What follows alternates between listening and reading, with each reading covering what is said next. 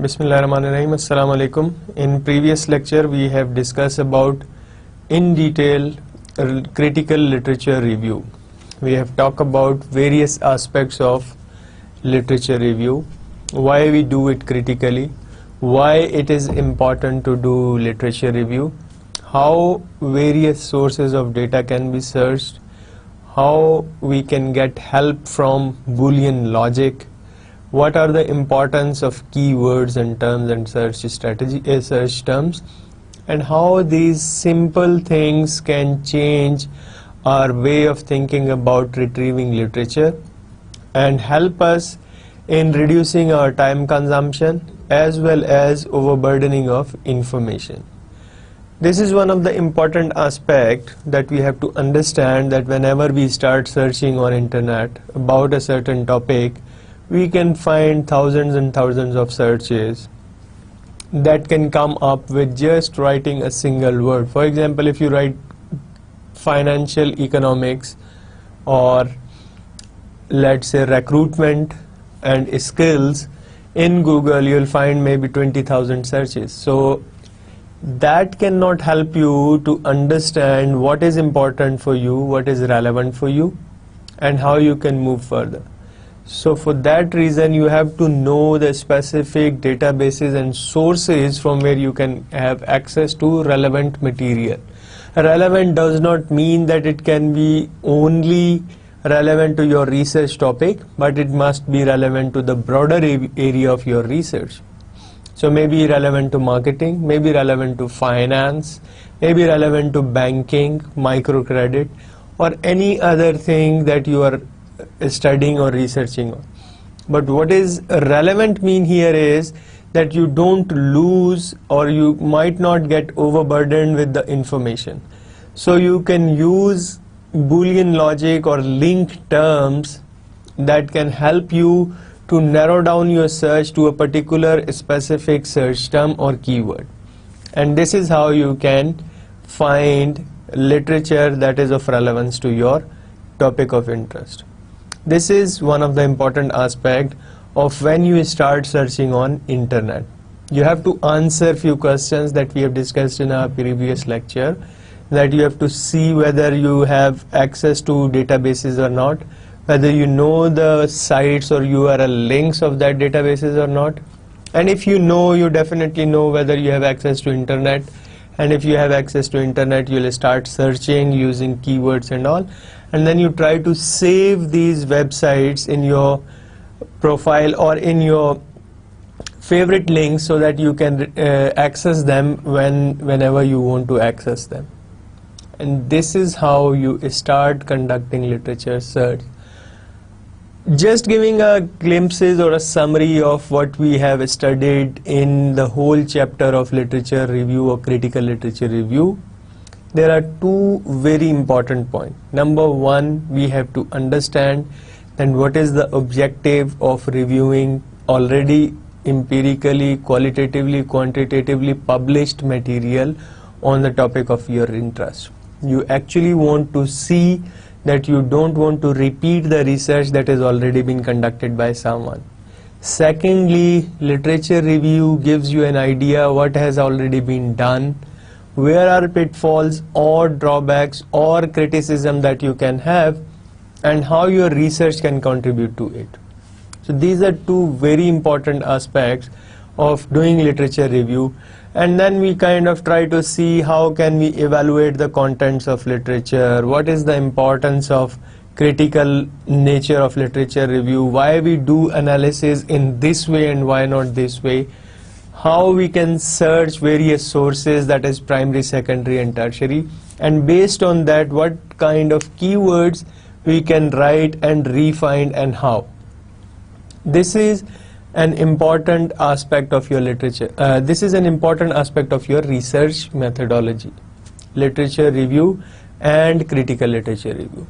Today we are talking about a new topic, which is formulating the research design. If you have gone through the research onion, you will definitely see that there is a layer which is called research strategy. Under research strategy, we will definitely have research design. How do we design our research so that we can come up with scientific, systematic, rigorous study? In today's lecture, we will see what is the process of research design, and we will be in a position to see what is research strategy, what does it tells us all about, and how do or where do we find it in Research Onion. We kind of repeat in a single slide where is in Research Onion this research strategy is placed, and what are the ingredients of research strategy. So research question that we set forth in the beginning of our research process with our objectives for the topic we are interested in actually guides us or inform us about our choice of research strategy. So research question is the most basic ingredient of our research that actually guide us. Number one, what kind of literature we need, so how to do literature search, how to do critical literature review writing, and the research question also tells us what kind of research strategy we are going to follow. And the choices of number one, collection techniques, number two, analysis, number three, procedures, and number four, time horizon. So what kind of data collection techniques you are going to use in your research process? What kind of analysis you are going to conduct, using which kind of methodology? What procedure you will use to analyze your data, and what procedure you will use to collect the information? And what is the time horizon of your research? Is it cross-sectional? Is it time series? Is it mix of cross-sectional and time series? Whether you are going to conduct survey, you are going to do qualitative or quantitative. So this is going to be critical when we set forth our research question. It actually guides us, number one, what kind of literature we need, so literature review. It also guides us what kind of research strategy we are going to follow. What is research strategy? It is basically our general plan of how we will be conducting or going about to answer the research question we have set forth. So the question of our research that we have asked in the beginning related to our topic can be answered in many ways. What way we are going to select is going to be our research strategy. It is a general plan of our answering to what we have asked in our research question. Have a look at Research Onion we studied before, or we have looked at, I think, in the very beginning of our research course, what this Research Onion actually tells us about research strategy. This is Research Onion, which we have already discussed in our previous lecture in the beginning of our course on research methodology, but I am just putting it again just to make you sure that you know where the research strategies are located in. This is a 6-layer Research Onion, starting from philosophies till the techniques and procedures. And when we start thinking about our research question, that research question leads us to think about what kind of literature we need and what kind of research strategies we are going to use. Research strategy is a 3rd layer, which is talking about whether we are going to conduct an experimental research, we are going to conduct a survey research, we do a case study analysis, or we do an action research, grounded theory, ethnographic analysis, or archival research. We will talk about each and every aspect of this in the coming lectures, but just to give you an idea that this is the research strategies that one can actually use when he or she want to answer the research question asked in the beginning. So research question guide us towards research strategies. Research strategies help us to understand the question that we have asked, and by using one or the other strategy or the mix of strategy to answer the question that we have asked from the topic of our interest.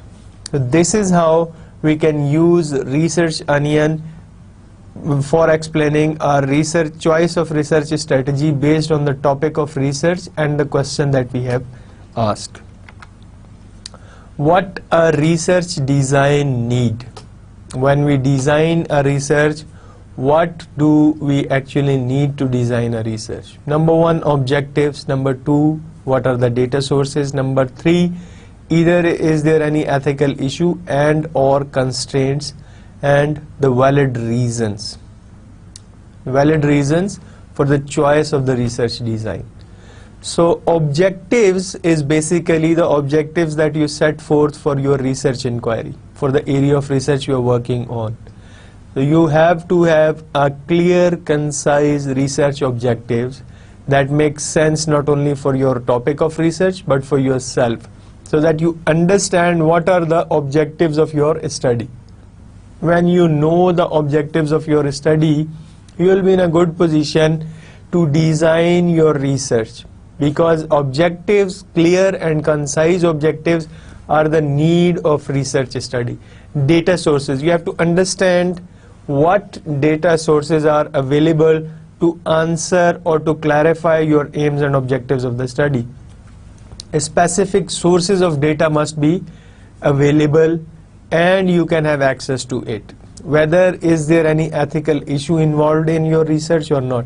What kind of constraints you can have. Is it financially accessible or not? Do you have finance to conduct that research?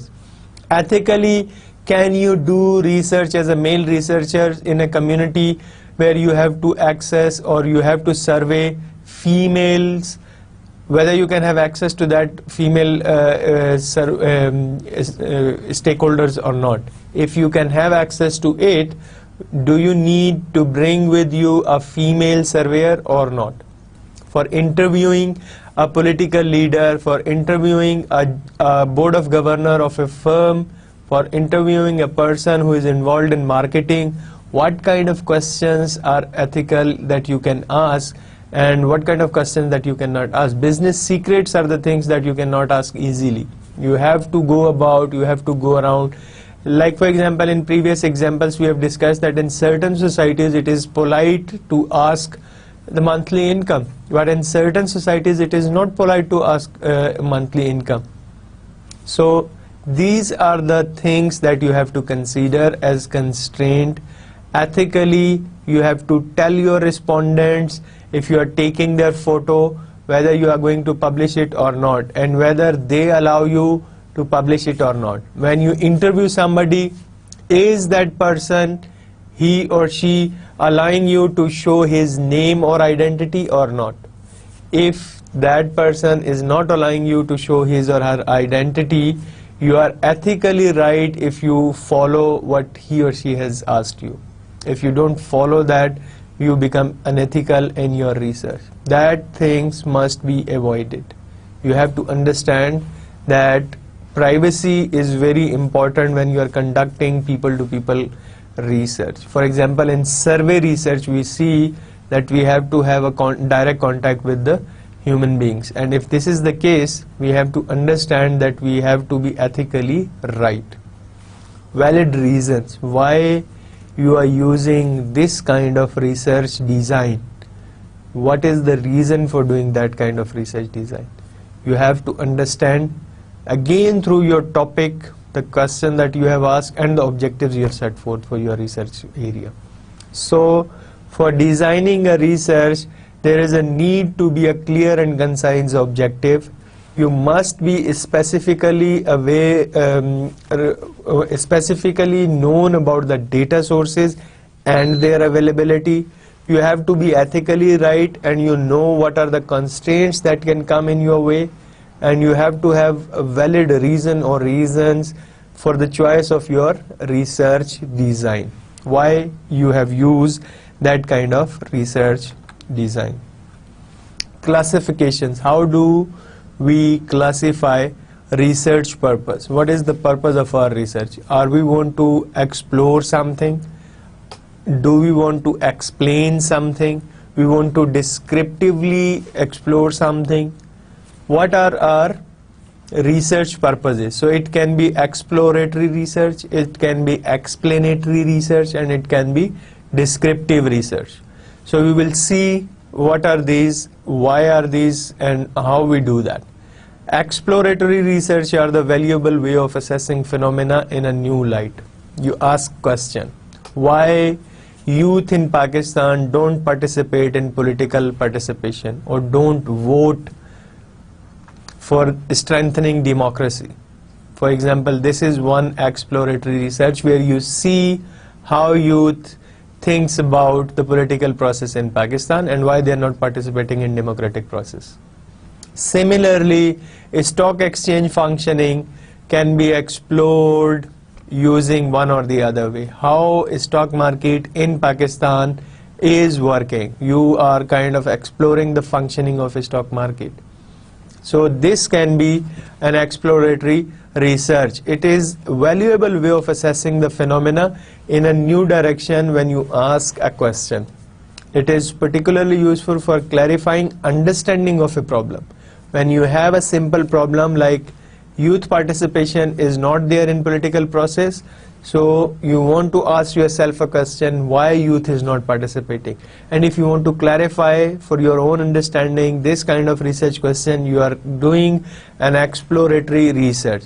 If you are unsure of the precise nature of the problem, when you don't know actually, or you want to know that why people are not participating, especially youth are not participating in political process, then you try to explore the reasons for that.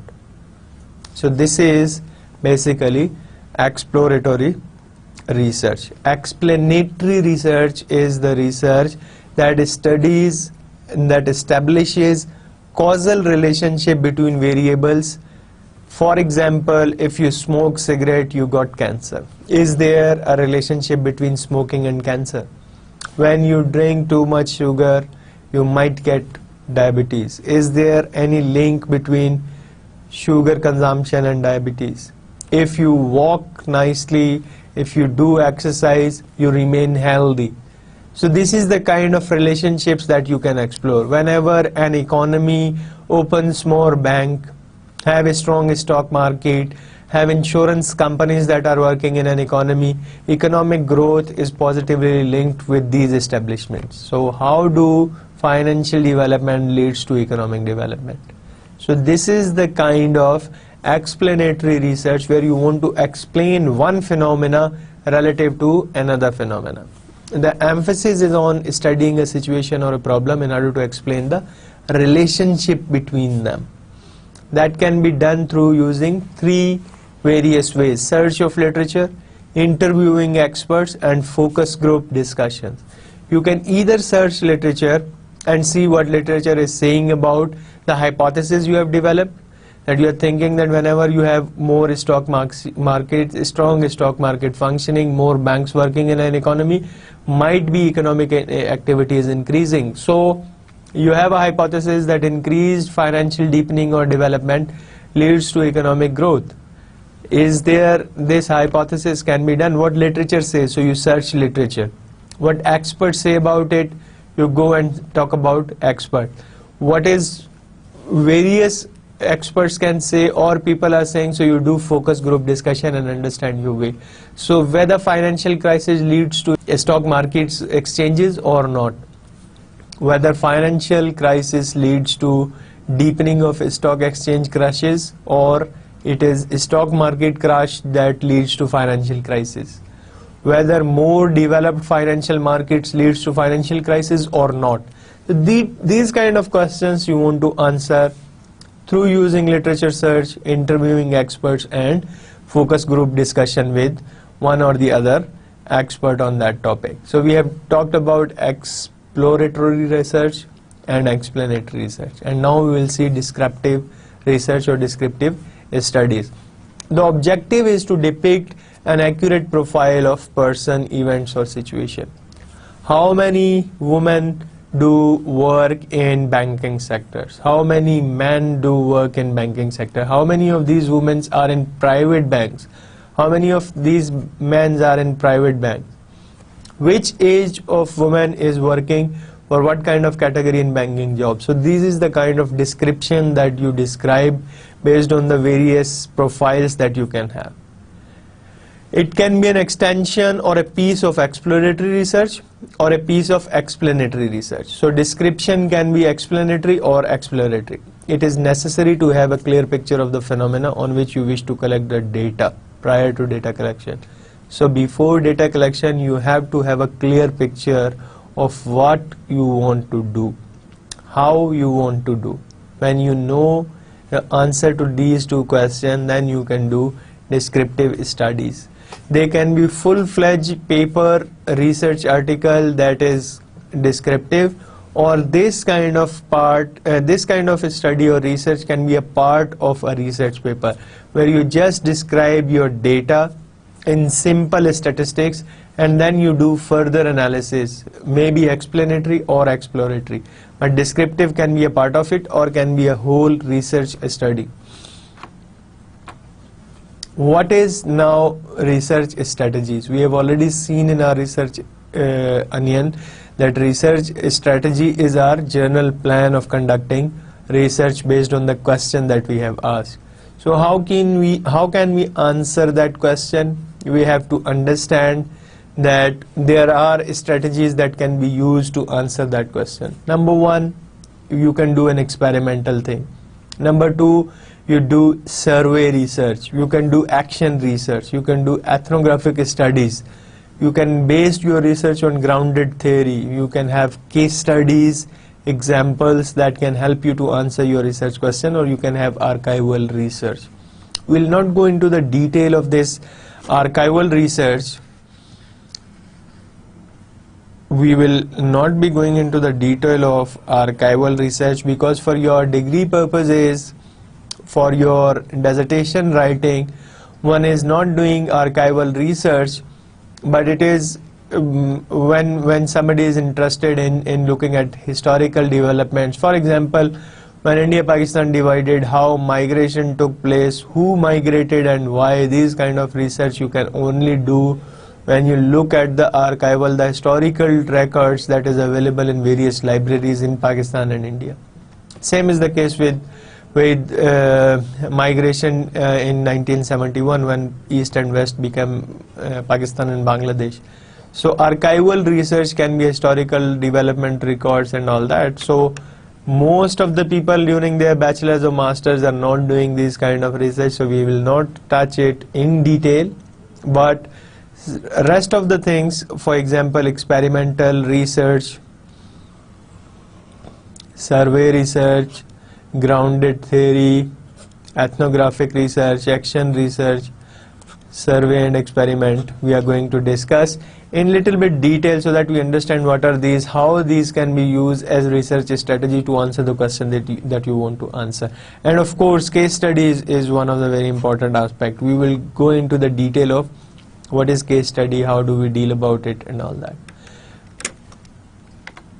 What is an experimental research? Experimental research measures the effects of manipulating one variable on another variable. What it actually involves, it involves a definition of hypothesis, theoretical. It takes samples from the known population. Sample must be random. It introduces planned intervention, and it measures on a small number of dependent variables. And then we also have control of all the variables. For example, a pharmaceutical company introduces a drug which is helpful for headache, or a marketing company want to introduce a product and they want to use a new advertisement based on their experiment. So they do an experiment that for an introduction of, let's say, a product in the market, if we use this kind of strategy or this kind of advertisement strategy, we might get more marketing for that particular project. So they do an experiment that they take a locality from where they are selling that product and they take another locality where they are selling this product. So what they do in one locality, they advertise that particular product in a way they want to introduce, and they do that experiment in that particular locality, while the other locality cannot have that advertisement campaign. And they see the selling, purchasing and consumption behavior of these two localities, the people of these two localities, and they see the difference that whether the new campaign of advertising a product in the market have some positive impact or not. This is how experimental research can be conducted. It actually manipulates one variable's relationship or effect on other variable. For that we have to have an hypothesis. We know the population and from where we are going to draw the sample. We need to have random sample, randomness in the sample, because if we choose sample without randomness, we might commit a bias that cannot help us to conclude robust conclusions about our research or experimental survey. And we have to have control variables, that we understand that the income of the people is given, their age structure, their gender composition, their family structure is all given. When we introduce a new product by a new advertisement way, how we can market it better. This is how people do experiment and get things done. Survey research is one of the very important way of conducting research, especially the primary research, social sciences, in management sciences, finance also, human resource management and marketing. Survey research is one of the very important research. It's basically collection of information in a standardized format from a group of people.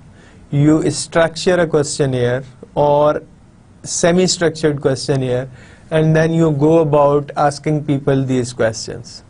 What are the features of survey research? It is popular in business and management research, perceived as authoritative, why we will see in detail in a while. Allows collection of quantitative as well as qualitative data. Data can be analyzed quantitatively. Samples need to be representative, gives the researcher independence. Structured observation and interviews can be used. These are some of the features of survey research. Survey research is basically collection of information from a group of people we are interested in.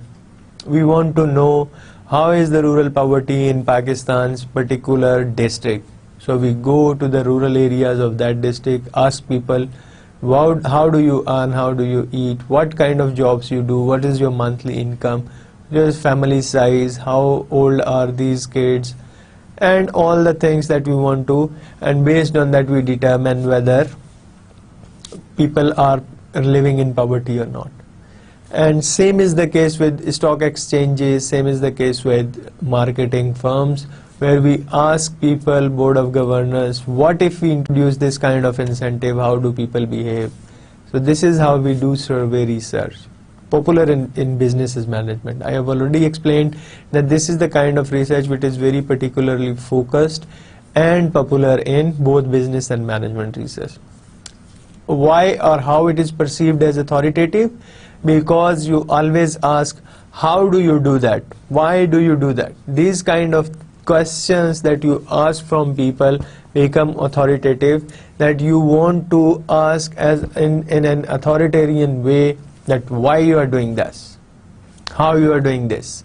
So this is one of the characteristics, that it is perceived as authoritative. Allows collection of quantitative data. You can ask people, what is your monthly consumption of foods, what is your monthly consumption of oil, what is your monthly consumption of electricity. These kind of things you ask quantitatively, you can quantify them, and then you can do analysis based on these quantitative data sets. That is how you can analyze data quantitatively. Samples need to be representative. You do not do a population survey, you always do sample survey. When you do sample from a population, we have already discussed in one of our literature, when we write the contents or the elements of research proposal, we have decided that we have to have sample size and sample design. So this is where the sample size comes in. We have to do randomness in our sample selection, and it should be representative. Representative means that whenever we want to manipulate our research towards that particular districts or population, we have to understand that our population sample is representative of that particular population. So representativeness of the sample for the population is very important feature of survey research. It gives researcher independence. When you do a research based on already collected data, you are not independent deciding about what kind of variables you can use, because the data set that is available, you can make use of whatever is available. But in survey research, you can design your questionnaire in a way that you can have an independence of, let's say you want to have this kind of information specifically rather than this kind of information. Instead of income, you are interested in consumption, because that is more relevant to if you're looking at health of the people. Instead of just looking at how much money is used for health expenditure or education expenditure, you want to know how much of these educational expenditure go to fee, how much goes to transportation cost, how much of this money goes to the book purchasing, and all that. So this is the kind of independence that a researcher enjoys when he or she conducted survey research. That is one of the very important aspect of that. But linked to that is again the clearliness, the focus and emphasis of your research questions and objectives. If your research question and objectives are clear, concise and focused, then you will be in a position to design your survey in a way that gives you an independence and what kind of information you need and why. It is structured observation and interviews can be used. You do a structured questionnaire where you ask about name of the person, relationship with the head, gender, education, monthly income, job, and various other information that you can structure in a way so that you can use it nicely. Or you can do interviews where you can ask various questions and you can structure them in quantitative or qualitative way. So this is how survey research is very important. It should be representative of the population. It is perceived as authoritative, so you try not to be very authoritative. It allows collection and analysis of quantitative data, and it gives researcher an independent. This is one of the very strong feature of survey research. Case study. What is case study? It is development of detailed, intensive knowledge about a single case or more number of related cases. So for example, you chose Karachi Stock Exchange as a case study for asking a question whether stock market is working efficiently or not. During financial crisis, how stock markets in Pakistan behaved, a case study of Karachi Stock Exchange. So you see when financial crisis hit in 2007 or 8, what was Karachi Stock Exchange or how was Karachi Stock Exchange functioning, and when the crisis hit, what happened to Karachi Stock Exchange. After the crisis, what happened to Karachi Stock Exchange. So these fluctuation, changes, reduction in efficiency and productivity helps you understand on case study basis how financial crises have one or the other way linked to the functioning of Karachi Stock Exchange. So that's why we call that it's a development of detailed, intensive knowledge about a single case, in this example Karachi Stock Exchange, or more number of related cases. We can extend it to, let's say, Karachi and Islamabad Stock Exchange, let's say Islamabad and Lahore Stock Exchange, or maybe all three stock exchanges in Pakistan. What are the key features? So it provides a rich understanding of a real life context. So if you want to see a specific happening and its emphasis or impact on that particular area of human life, you can do it through case study. Water is becoming short supply in rural areas of Pakistan. What is happening to that particular village or district or rural areas of that particular tehsil? So this is how case study helps to understand in a rich way the real life context. Uses and triangulate multiple sources of data. You use and triangulate multiple sources of data. A case study can be categorized into single case versus multiple case, holistic versus embedded case study. So how you can make use of various data sources to study or categorize the case study into various categories. For example, single case study or multiple case study, you are doing only one case or you are doing more than one case, you are doing holistic or embedded. So we will see the detail of that, but we will talk about uses and triangulation of multiple sources of data. Number one, you can use survey for that particular village you are interested in. Number two, you can also see already published sources about that particular village. Number three, you can have some theoretical aspect that you can link with the published research. So these are the multiple sources of literature or data that you can use to strengthen your case. You can also talk about interviews of the head of that village. You can also talk about the panchayat in that particular village. And this is how you manipulate, triangulate various sources of data. Survey versus published research versus interviewing, focus group discussion, weighing a documentary about that village if it is available there, searching internet, finding some literature, linking it to the interviews you have taken, linking it to the data that is already available, individual characteristics versus community characteristics. So based on that you can help you understand, and then you can talk about civil society of that particular area so that you can triangulate your arguments that you have built based on the data that is available to you. Now we will talk about what is single and multiple case, what is holistic and embedded case. Now we will talk about what is single and multiple case studies and what is holistic and embedded case studies. Single and multiple case studies, we have seen that in one we have one case study versus in multiple we have more than one case study. So what they do actually represents a critical case or an extreme or unique case. When we are doing a single case study, we are actually looking at a critical case, an extreme or a unique case. It involves more or multiple or more than one cases. So in multiple cases we have more than one cases. When we do single, we try to find out why we are doing only this single case study. We have to see the unique reasons for selecting that particular case study. If we want to study Karachi Stock Exchange functioning, or if we want to study the marketing strategy of, let's say, Lux or any other services sector, so we have to understand why we want to do this kind of particular single case study. And if that is the case, we have to give a logical reason for selection of that particular unique case. While for multiple case studies, we can compare how one is different from other. We can see or strengthen our argument based on more than one case studies, that it's not only valid in this particular case, but this is also valid in this particular case.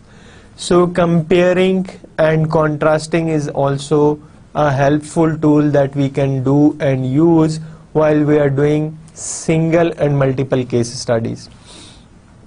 Single case study can be typical. We can use one and then we try to explain theoretical conceptual stuff.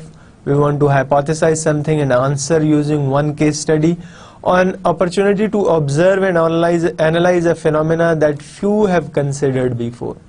So single, that's why it become unique, that you want to use a hypothesis that is analyzed before very less, and you want to prove it using a single case study. That is a unique case study.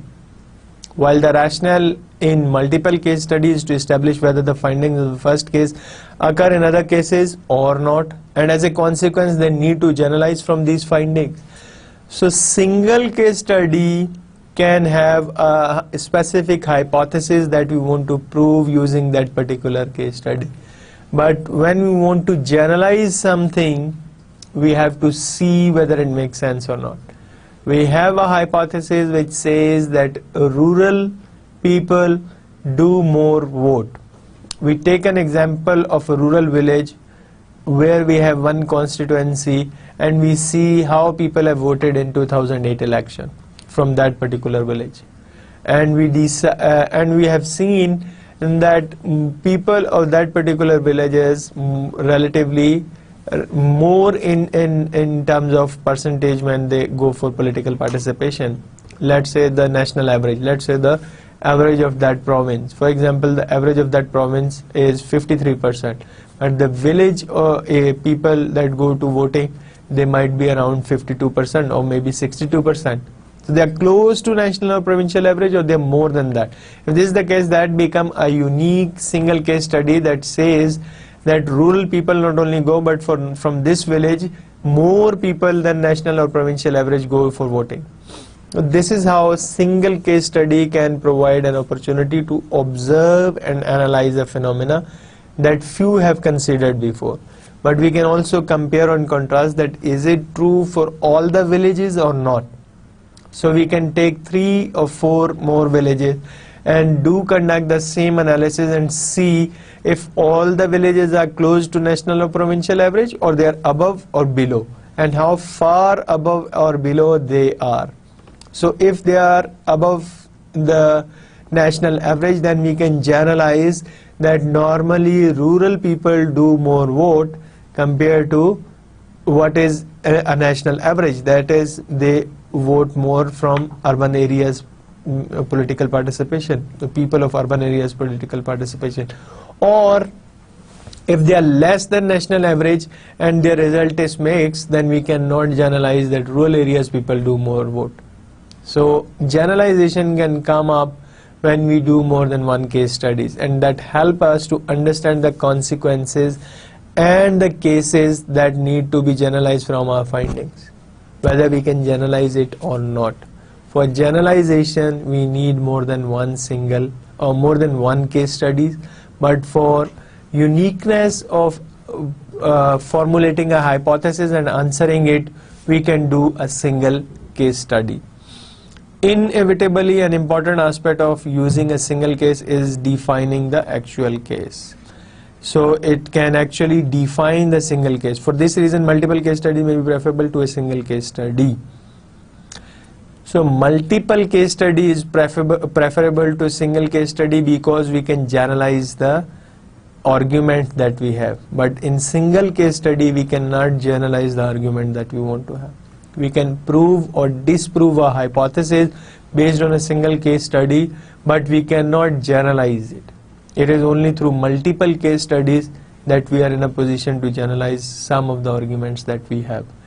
So it is inevitable and important aspect of using a single case in defining the actual case. If we want to define what is actually happening in real life in a particular context, we have to have a single case study. But multiple case studies may be preferable if we want to generalize something.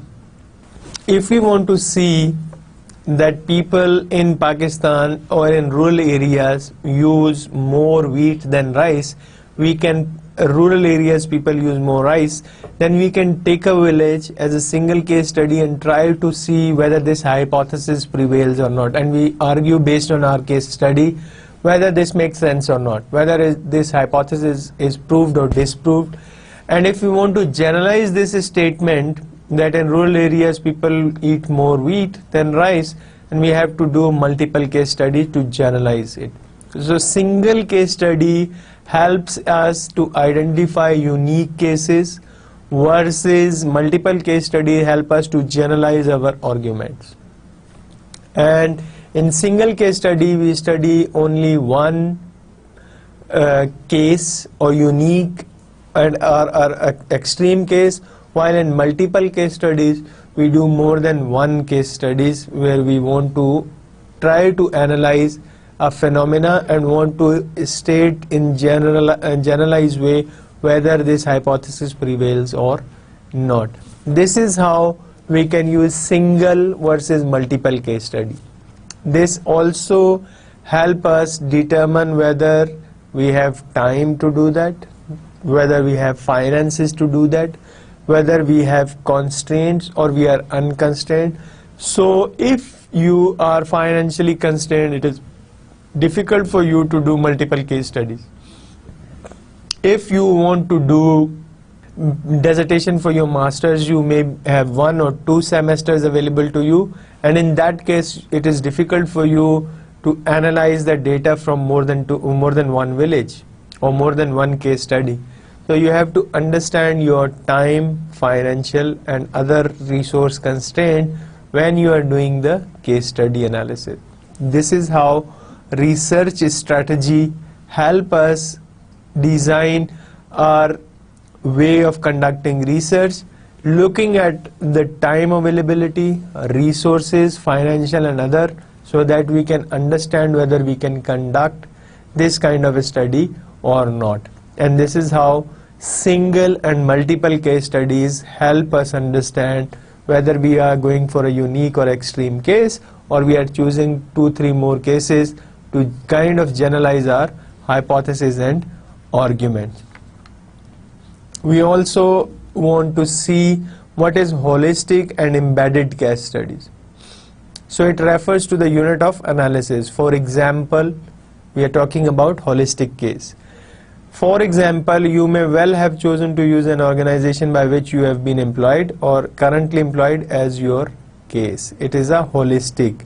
Embedded, what is embedded? If one want to examine number of logical subunits within the organization, perhaps departments or work groups, then your case will inevitably involve more than one unit of analysis. For example, you are researching on an organization, that can be a holistic case study. But if you want to see how various departments like Department of Finance, Department of Administration, Department of, let's say, Human Resource Management as subunit are performing, then you can have an embedded case study. Holistic can be a simple example which is not related to research, but to understand is that in total you get 300 marks or 3.4 CGPA, but in embedded you see how much marks you get in research methodology, what you have obtained in, let's say, mathematics, what you have obtained in financial economics. So analyzing one by one your performance in various subjects versus analyzing your performance in your total marks, these are the two different type of case studies. One is dealing with holistic when you're talking about total, the other is embedded when you're talking about parts of the total. So the unit of analysis in holistic is the whole organization. This is one example to make you understand. And in embedded case study, it is various subunits or subsectors of an organization.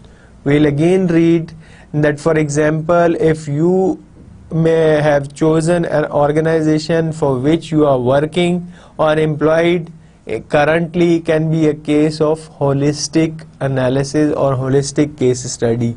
That can be your unit of analysis. While if you want to examine number of subunits within the organization, perhaps working groups or departments, then your case will be more than one unit of analysis and you are doing an embedded case study. So this is how you can distinguish between embedded and holistic case studies. What is other aspect of holistic case study is that if your research is concerned only with the organization as a whole, then you are treating organization as a holistic case study. Regardless of the way you chose your observable unit, this would be called an embedded case study.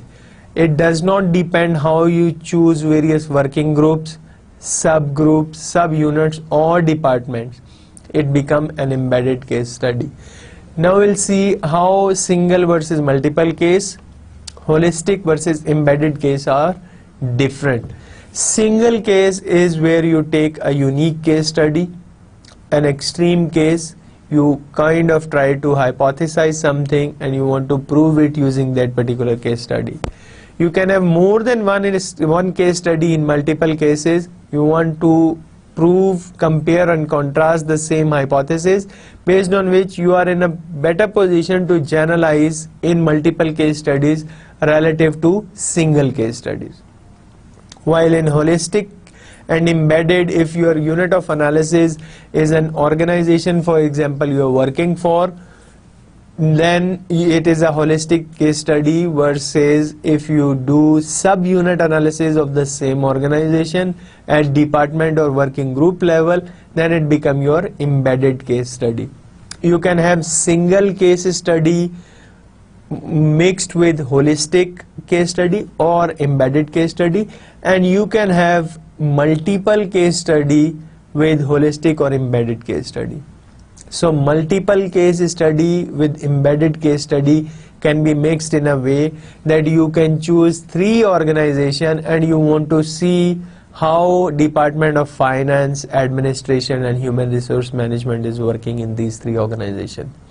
So you have 3 different organizations as 3 different case studies, and then you embed them in 3 various subunits, that is administration, finance and human resource management. Single case study can also be used as a holistic case study. So one unit of analysis can be unique and it can be an organization. You provide a logical reasoning of why this organization is unique, and this is how you link single case study with holistic case study. It can be mix and match. You can have single embedded case, you can have single holistic case, you can have multiple embedded, multiple holistic case. This is how you can mix and match these methods and use for your research. Case study research, we have already discussed, is one of the important aspects of understanding a particular phenomena in a particular environment. For example, people living in rural areas do this or that thing, or a marketing firm do this particular kind of advertisement campaign and they get more market share whenever their new products come in. So you use one case study of any particular product and see how their marketing strategy changes the way market works. And this case study can help you understand the real life context, the reality of the analysis, marketing strategy that helps you for further policy making and concluding that where one can get wrong, how to avoid that, how to get more market share. So case study analysis versus survey research that we have studies are 2 different kind of analysis. We can also mix survey research with case study. We chose a case study where we conduct survey to analyze our data. So this is how survey research can be mixed with case study. And we can have a survey research mixed with case study, and in case study we can choose either single or multiple case or embedded and holistic case, or survey research can have case study that can have single and holistic or single and embedded case study. So this is how we can mix various methods of research strategy. Today we end up here. We discuss few things in our lecture. We talk about how to go about our research strategy, what a research design needs, what is a research strategy consist of.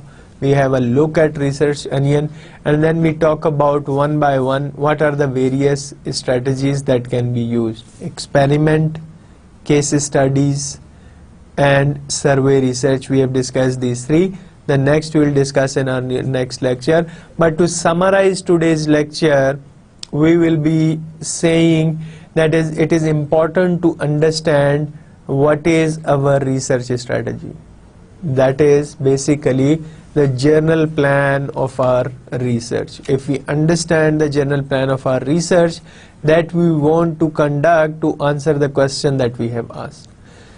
So once we understand the research or search strategy, we will be in a good position to understand what kind of method of data collection we are going to use. Either we are going to use survey research, we are going to do explanatory or exploratory research, we are going to do descriptive research, or we are going to combine descriptive research with exploratory or explanatory research. And we are going to conduct what kind of data collection techniques. Are we going to do experimental research? Are we going to conduct survey research? Or we do case study analysis? So based on these things, we will be in a better position to move further. So step by step, we are looking at various aspects of our research methodology thing. First, we saw how we can choose from broader topic to a subtopic to a specific topic of our research. Then we have seen with that particular research topic, what is the question that we want to answer. So our main research question.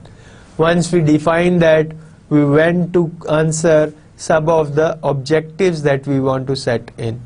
So from broader areas to subtopics to a research topic, we then formulated a research question, we come up to an objective, and to that objective we started doing literature review. Using some keywords and terms, we started literature review. We try to evaluate literature, we try to retrieve literature through various sources like primary, secondary and tertiary. We have discussed in detail in our previous lecture. And once we conducted this literature using internet or published material, we come up with something that we evaluated as to included, and some we have excluded from our research. We have logical reasoning of excluding and including the research literature. And then we start writing critical literature review, which gives us two very important things. Number one, we don't have to have a study which is repetitive, which has already been conducted by somebody, but we also understand what kind of research has already been done, where are the gaps lies, and what our analysis or research adds into that knowledge. This is the second step that we have had.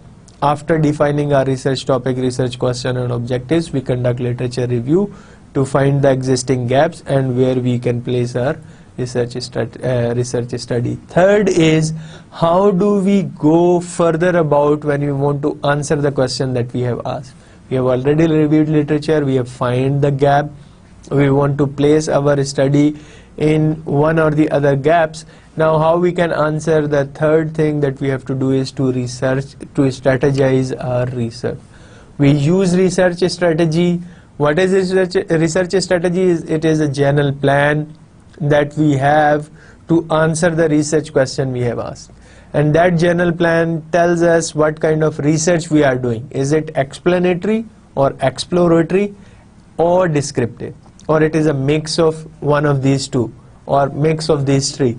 So once we answer this, then we see what is our actual research strategy.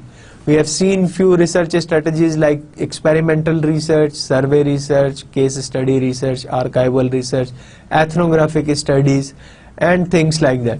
Today we have discussed experimental research, survey research, and case study research. In experimental research, we have seen that we kind of control some things. We want to do some experiment. We analyze the intervention and we see whether the hypothesis that we have is proved or disproved. And this is how we conduct experimental survey. We have given an example of marketing strategy. Then we talk about the survey research. We have given an example of various board of governors and Karachi Stock Exchange. And we have talked about how do we conduct survey, what are the key features of survey, how researchers become independent when they want to conduct research, how survey research is authoritative, we have to avoid that.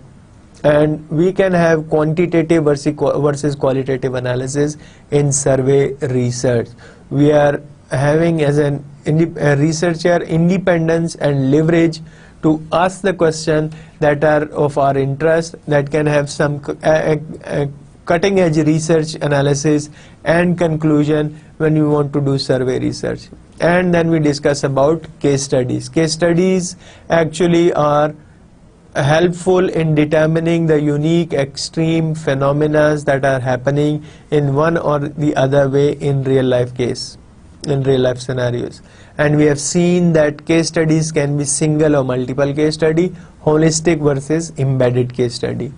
In single case study, we see a unique extreme case and try to hypothesize something that we want to answer using that particular single case study, versus when we want to generalize something, we choose more than one case study. It helps us to generalize something about a phenomena in real life. We have holistic and embedded case study where we have seen that if you want to argue about an organization as a unit of analysis, you have a holistic case, versus if you want to analyze subunits of working groups of that organization, then you have an embedded case study. You can mix and match survey research versus case studies, and within case study you can have single, multiple case study, and mix of holistic and embedded case study. So you can do embedded case study using multiple case studies and survey analysis. You have embedded case study of 1, 2 or 3 departments, based on which you can choose multiple case studies of 3 or 4 various organizations, and you can conduct an structured survey, interview or focus group discussion for all these organizations and all these sub-units. And this way you can actually mix various methodologies to have your research strategy to answer the question that you want to answer in your research.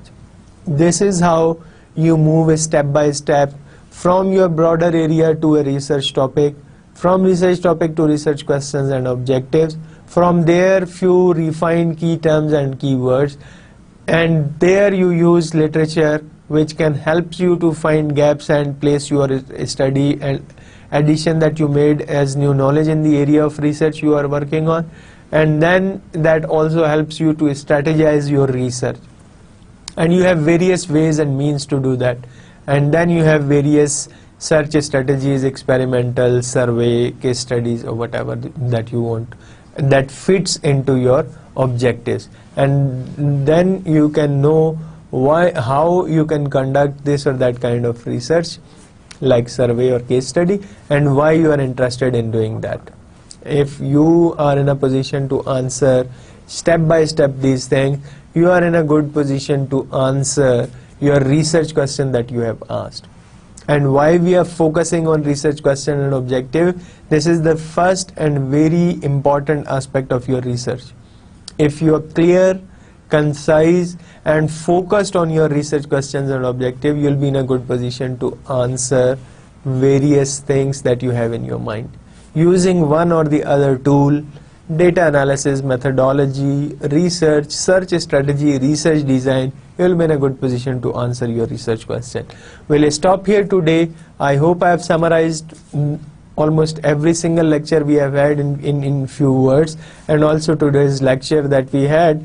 And I hope that with the passage of time, when we are moving further, you'll start reading the book that is recommended for your course, and you also see the details that is given in the book in various boxes and tables that makes you understand how these various techniques and tools can be used to verify one or the other facts of real life, to analyze the question that you have in your mind, and to verify the objectives and hypotheses that you want to answer.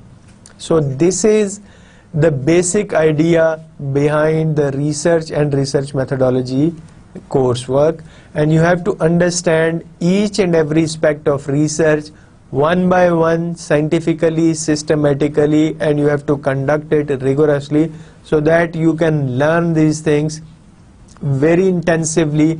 That helps you to clarify your concepts about the basics of how to conduct research, why to conduct research, and how to improve your research skills when you want to write a paper or dissertation. I stop here. Thank you very much, and we'll see each other later.